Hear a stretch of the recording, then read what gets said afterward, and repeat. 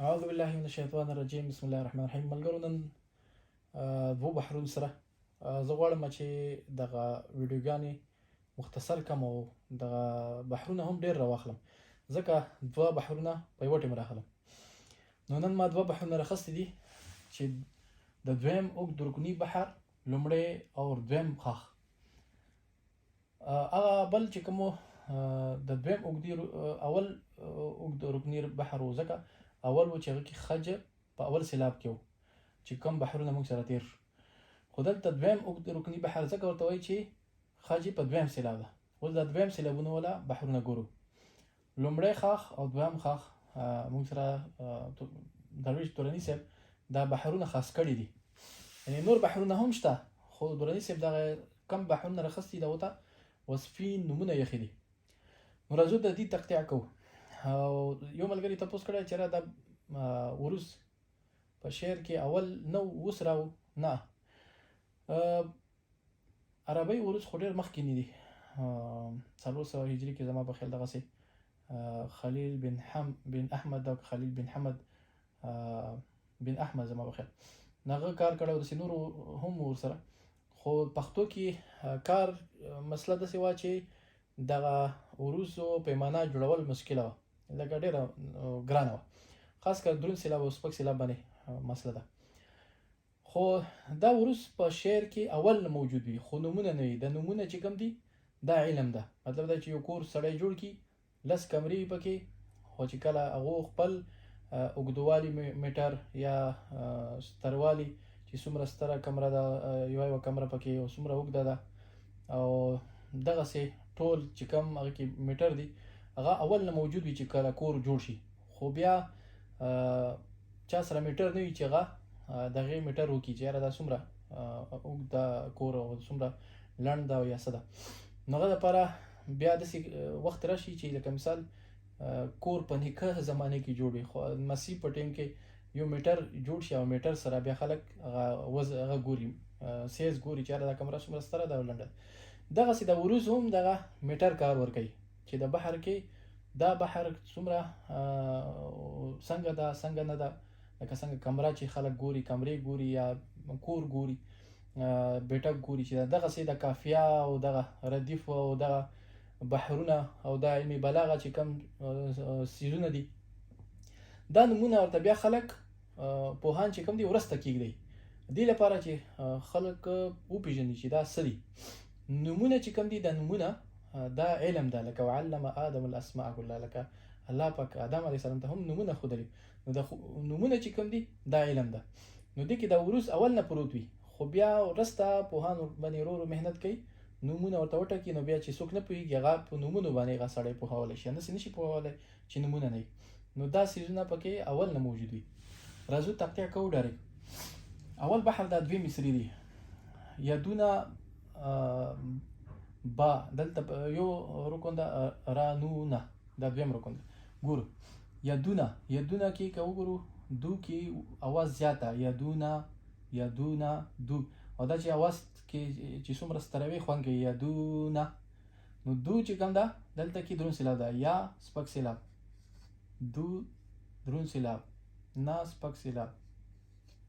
برانونه دا یو الفاظ ده، برانونه. نو برانونه څوک نه وایي، برانونه انداسې چې مونږ وایو. نو دلته نونه دروند سیلاب ده. نو دا خو با سپک سیلاب راو، دا یو رکن شو. برانونه را سپک سیلاب، نو دروند سیلاب، نا سپک سیلاب. نو دا کسې خج اتفاق په دویم سیلاب ده. دا بحر کې به خامخا خج په دویم سیلاب کې وي، یعنی درنو سیلابونو اتفاق په دویم کې راو، نو خجونه دویم سیلاب کې شو. دا به هم دغسې زرغون یې کړل، زرغون غون کې دروند سیلاب ده کسې، زر سپک سیلاب، غون دروند سیلاب، یې سپک سیلاب، کړل دروند سیلاب. خو دې سره مو کار نشته که دلته دروند سیلاب راو، دلته اتفاق نشته کسې، د دویم سیلاب کې اتفاق جوړېږي.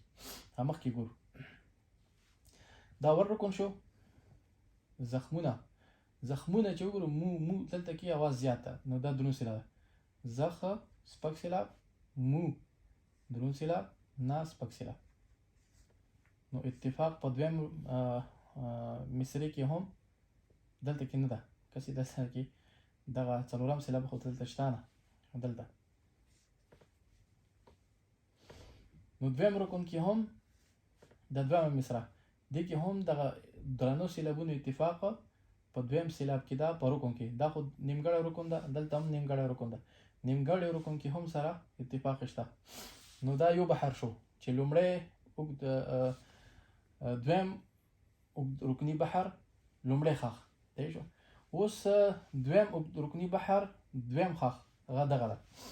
دې تقطیع چې زر زه وکړو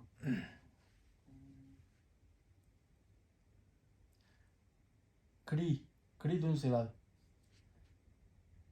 اوښکې چې وګورو اول دروند بیا سپک سیلاب کړي اوښکې اوښ نو دلته دروند سیلاب کې سپک سیلاب مې سپک سیلاب دا یو رکن شو. رڼا را سپک سیلاب رڼا دروند سیلاب نو کسې دا دویم سیلاب کې خج جوړ شو. په سپک سیلاب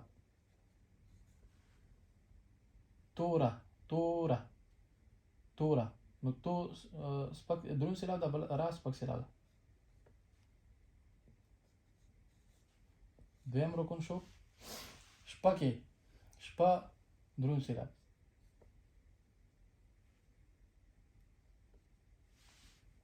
دلته کې مسله جوړه شوه ده. ها دا یو رکن شو.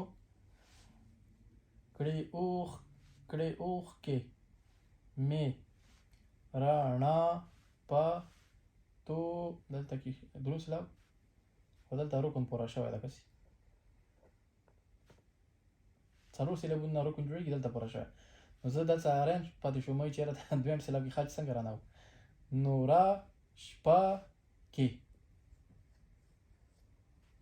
دا نیمګړی رکن شو درې سیلابونه او اتفاق خج دویم سیلاب کې ګوره دې کې اول سیلاب کې دروند سیلاب نشته. دغه دویم 11 سیلابونه دي خو خج درنو سیلابونو اتفاق په دریم سیلاب کې ده. د بل وګورو پاس پک سیلاب کار دروند سیلاب راغله دروند سیلاب سپک سیلاب دا یو رکن شو. ژړا کې دروند سیلاب ده. ژا سپک سیلاب رڼا دروند سیلاب پاس سپک سیلاب توره دروند سیلاب را سپک سیلاب شپه دروند سیلاب کې سپک سیلاب اتفاق خج په دویم سیلاب. درنو سیلابونو اتفاق په کوم ځای کې ده؟ په دویم سیلاب کې ده. 11 سیلابونه دي. دغه 7 سیلابونه دي او دا 11 سیلابونه دي. په دې کې هم دغه رکن یو استعمال شوی ده خو دې کې 7 سیلابونه دي په یوې مصري کې او دې کې 11 سیلابونه دي. مخکې موږ سره اوږد رکني بحر اول چې تر شوی هغه کې خج په اول سیلاب و هغه کې هم 7 سیلابونه وو خو خج په اول و. دلته کې 11 سیلابونه وو خو خج په اول و. دلته کې دویم سیلابونه کې راځي نو ځکه ورته دویم اوږد رکني بحر وایي. دا موږ سره نن تقطیع د دوو بحرونو کوشش کوم چې بله ویډیو هم جوړه کړم. وخت در سره یې نو ورځ په ورځ به سره شریکوم. څه تپوس یې خامخا ښکته کومنټس کې کولی شي.